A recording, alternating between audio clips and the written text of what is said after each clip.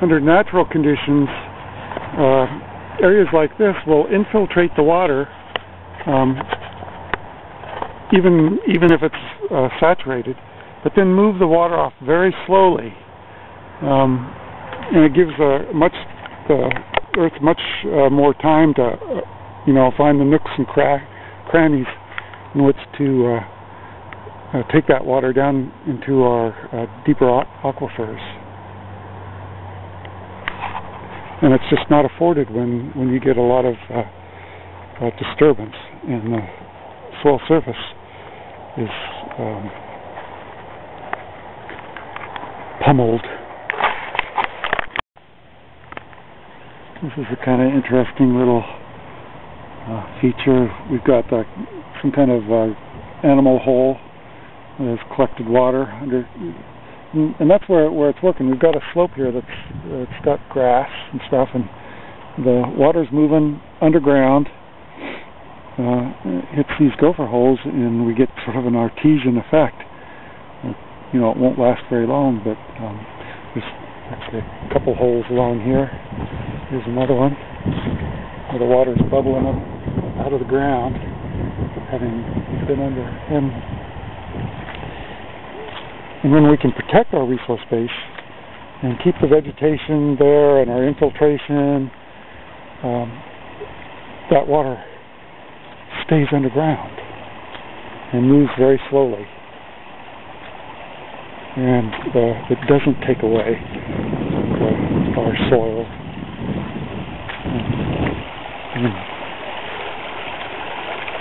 Here's another little one.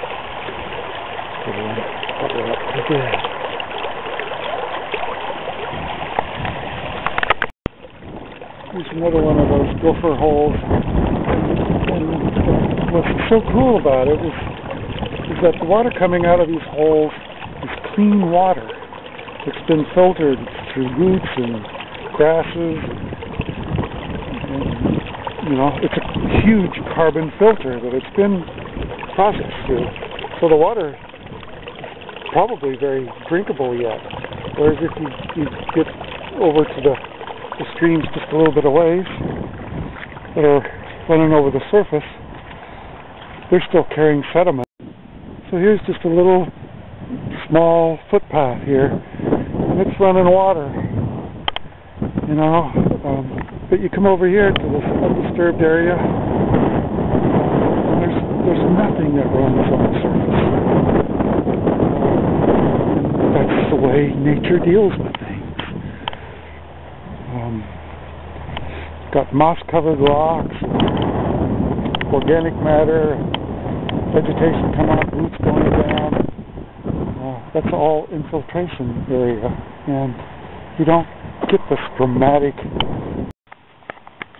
This is an area that has little rivulets, and this is extreme, like the upper ends of what you would call sheet erosion. When I worked for the Soil Conservation Service, I used what they call the universal soil loss equation, but that's taking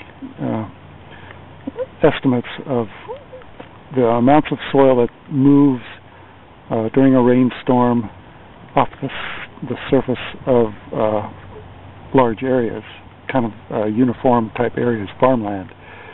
It's not developed for these marginal lands that are much more fragile. And the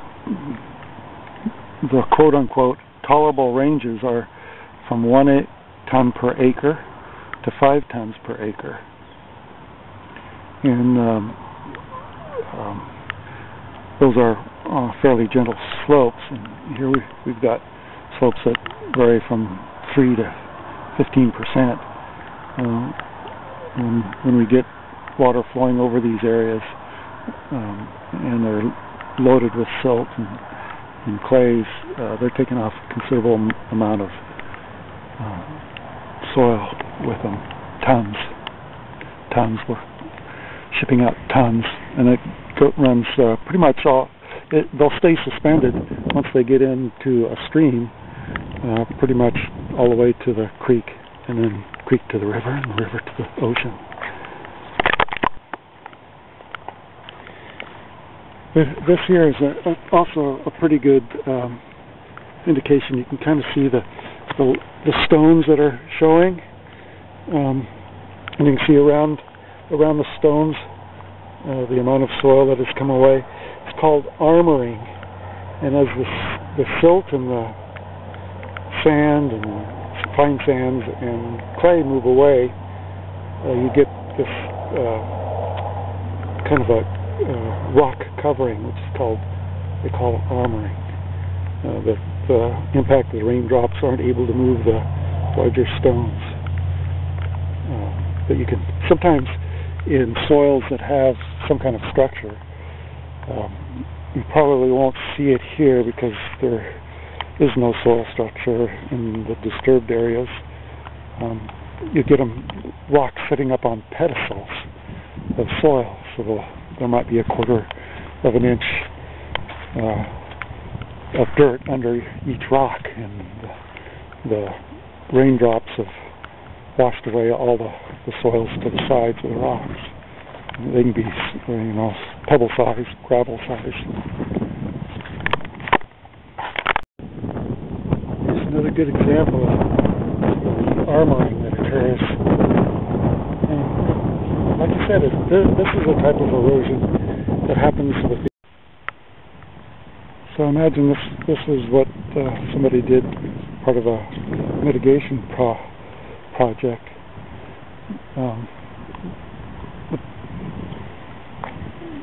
The problem is that there is no mitigation for lost soil. The root for soil is the same for soul, and we really lose our soul when we lose our soil. And it's especially tragic when it belongs to a community commons, such as a park. And it sets a very poor example, I believe, for the community and kids and the people that would come here to use the place. We like to be sustainable, we like to be green, and then we decide that it's all right to destroy something for hundreds of thousands of years because people enjoy having their particular sweet spot. My volunteer work in the community is focusing on nutrition and exercise education and outreach. And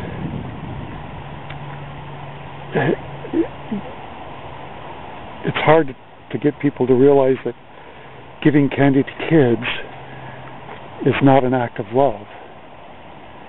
And sometimes our sweet spots we need to give up for our own health.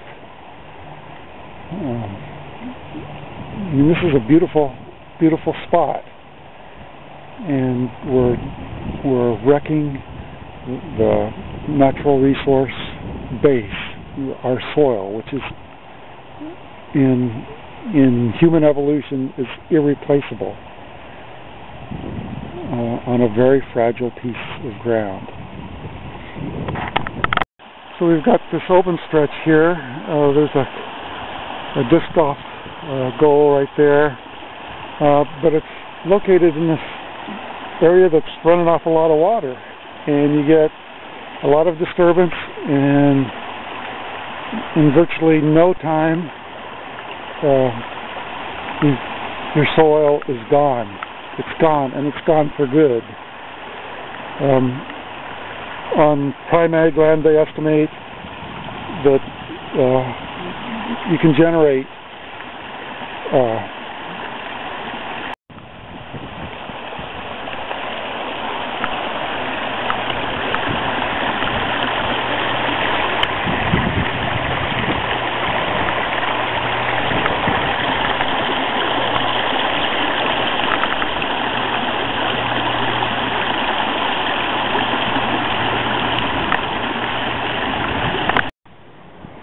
fresh silt